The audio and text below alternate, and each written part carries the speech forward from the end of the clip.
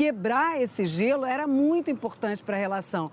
E ele passa ali rapidamente em que as tarifas não eram justas, porque se é que deu tempo, Lula talvez tenha dito que, na verdade, o Brasil tem um déficit em relação aos Estados Unidos. Os Estados Unidos tiveram um superávit com o Brasil de 400 bilhões de dólares em 10 anos. Então, não há porquê, a não ser pelas razões políticas, Donald Trump impor tarifas de 50% ao Brasil. E a abertura de um canal de diálogo é extremamente positiva.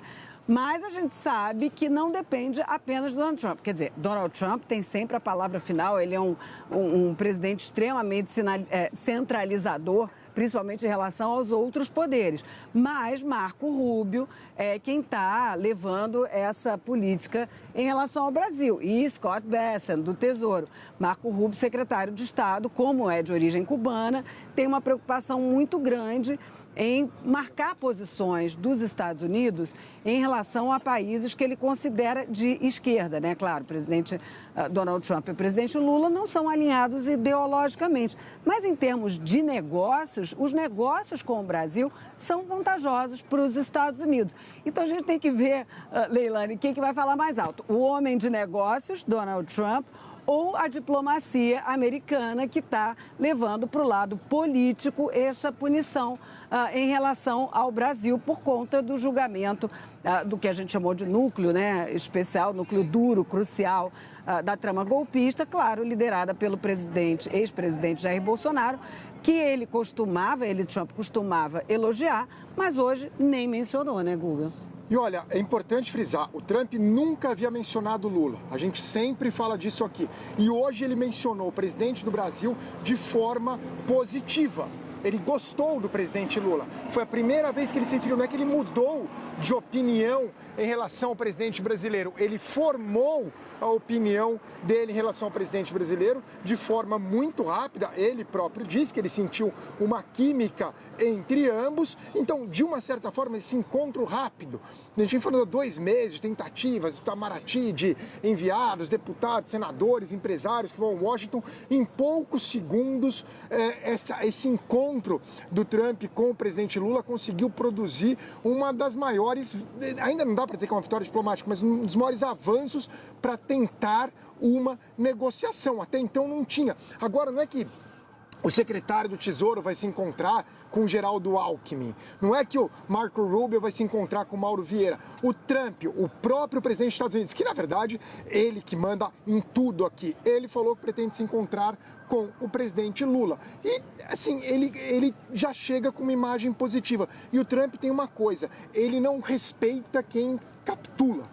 As pessoas que acabam se curvando chama a de ele. Fracos, chama né? de fraco. O presidente Lula bateu de frente de uma certa forma. Daí, no momento que se encontrou, mostrou respeito. Ele gosta que tenha respeito, mas que também não pode se curvar, não pode ser um puxa-saco, por assim dizer. Então, eu quero ouvir aí de Brasília, mas eu acho que é uma vitória, presidente Lula, não só pelo elogio que o presidente Trump faz, lembrando que o governo Trump sempre se foca no Alexandre de Moraes, nunca no presidente Lula, sempre Alexandre de Moraes. Mas ele fala de uma forma extremamente positiva do presidente brasileiro e não cita o presidente Jair Bolsonaro. Eu até quero ouvir de Brasília, porque isso é um golpe muito grande nos bolsonaristas, né, que até então tinha essa coisa que o Trump com o Bolsonaro, tudo, e agora eles estão vendo o herói deles, o herói do ex-presidente Bolsonaro, o ídolo do ex-presidente Bolsonaro, elogiando justamente o presidente Lula, porque o que ele fez, pode não ter acordo lá para frente em relação às tarifas,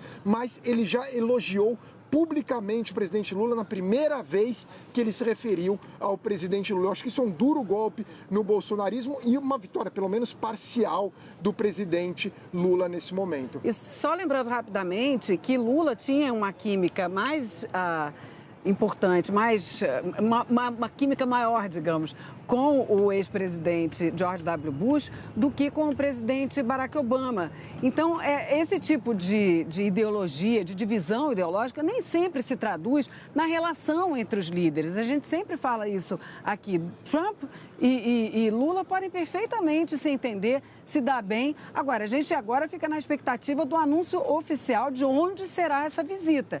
porque a partir do momento que esse gelo está quebrado, tudo pode acontecer. E eu concordo com o Guga.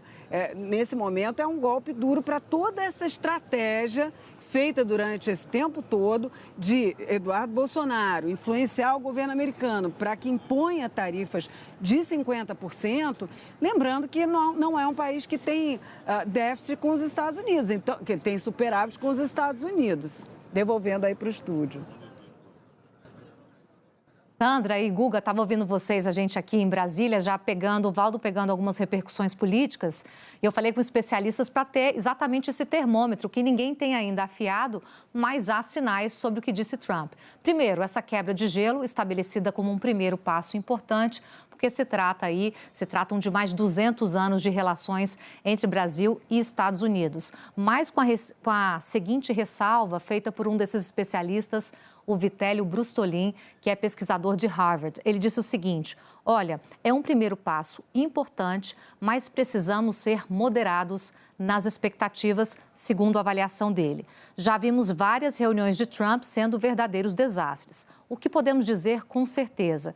Que as sanções que Trump aplicou a autoridades brasileiras até agora indicam as demandas, ou seja, indicam o que os Estados Unidos querem. Não o que vão conseguir, mas o que eles querem. Se eles vão ceder em nome dessas demandas, isso ainda é uma incógnita. E aí ele termina dizendo: nada indica que Trump será apaziguador com Lula. Mensagem geral dos especialistas, de quem acompanha as relações internacionais. É um passo importante, o gelo foi quebrado porque está em uma situação de diálogo suspenso. É a pior possível, saímos dela e agora ver, como a Sandra falou, onde vai ser esse encontro, em quais condições e, principalmente, se dele sai algo representativo e prático. Só para terminar, jogando para o Valdo, falando ainda de tarifaço, a gente também vinha mostrando aqui que em questões econômicas o Brasil já teve uma perda grande, mas os americanos também passariam a sentir esses impactos. Então tem especialista lendo que pode ser uma conjunção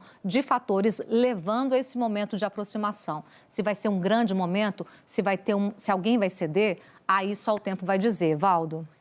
Olha, Camila, Guga, Sandra, Colombo, Lins, Leilani... É o seguinte, eu acho que foi um passo importante realmente. Lula vinha falando aqui no Brasil que ele estava ali querendo se encontrar com Donald Trump e que se tivesse uma oportunidade de ter ali um rápido contato com o Donald Trump, gostaria de pedir para ele uma conversa a dois. Porque Lula avalia que até agora o que estava acontecendo é que Eduardo Bolsonaro e Paulo Figueiredo estavam contaminando o presidente Donald Trump sobre a realidade no Brasil, né?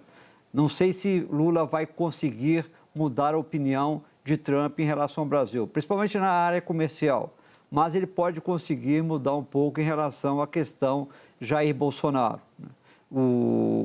Quando o presidente Trump fala que teve uma ótima química com o presidente Lula, é bom a gente lembrar que aqui no Brasil, aqueles que fazem oposição a Lula, mas que já tiveram contato e já trabalharam com ele no passado, como o senador Ciro Nogueira, costuma dizer o seguinte: olha, eu não vou para a reunião que o Lula me chama, porque eu sei que em alguns minutos ele acaba conseguindo mudar a minha opinião e consegue me transformar de oposição para aliado. Então, eu não apareço na reunião porque eu sei que o presidente Lula tem esse poder de convencimento. Então, creio que isso pode ter tido essa importância neste momento em que Lula tem esse rapidíssimo encontro, 39 segundos, foi rapidíssimo, mas já foi suficiente para criar esse novo ambiente. Você já tem reação já de Eduardo Bolsonaro, de Paulo Figueiredo, tentando